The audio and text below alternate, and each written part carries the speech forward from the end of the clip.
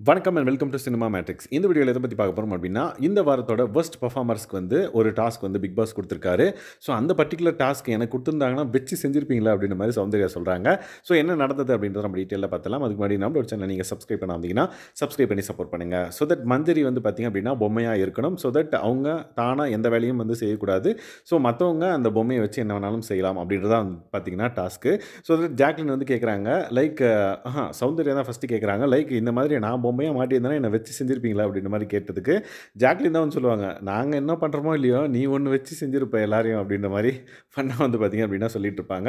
So அப்போ வந்து பார்த்தீங்கன்னா, சாச்சனா வந்து நான் வந்து சௌந்தர்யா பொம்மையா இருந்தா, அவங்கள இப்படி தூக்கி பெட்ல போட்டு ஸ்மாக்லாம் போடுவேன் அப்படின்ற மாரிலாம் சொல்லிட்டு இருந்தாங்க. ஒரு பொம்மைய வந்து வச்சு விளையாடுற மாரி நான் சௌந்தர்யா வச்சு விளையாடிருப்பேன் அப்படின்ற மாரி சொல்லுவாங்க. சௌந்தர்யாவோட ரியாக்ஷன் வந்து பார்த்தீங்கன்னா, பார்க்கறதுக்கு ஃபன்னா இருக்கும். அதுக்கப்புறம் வந்து பார்த்தீங்கன்னா, சௌந்தர்யா வந்து லைக் முத்துவ காமிச்சு, எனக்கு எனக்கு முத்து தான் பொம்மையா வேணும். எனக்கு முத்து தான் பொம்மையா வேணும் அப்படின்ற மாரி சொல்லுவாங்க. உடனே ஜாக்லின் என்ன பண்ணுவ நீ? அப்படின்னா, நான் முத்து பொம்மைய வச்சு நல்லா விளையாடுவேன் அப்படின்ற மாரி ஃபன்னா பேசிட்டு இருப்பாங்க. ஸோ முத்து வந்து பார்த்தீங்க அப்படின்னா, அமைதியா உட்காந்துட்டு இருப்பாங்க. முத்து நீ எனக்கு பொம்மையா வேணும், வேணும் அப்படின்ற மாரி சொல்லிட்டு இருப்பாங்க.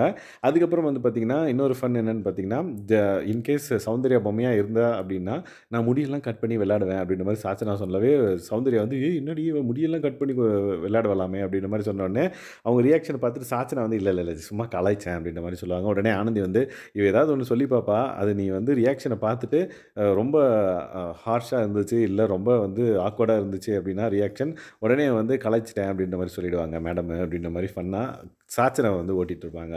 ஸோ தட் பொம்மையா நல்ல வேளை சௌந்தர்யா வந்து இல்லையோ அப்படின்ற மாரி அவங்க வந்து ஃபீல் பண்ணத நம்மளால பார்க்க முடியுது.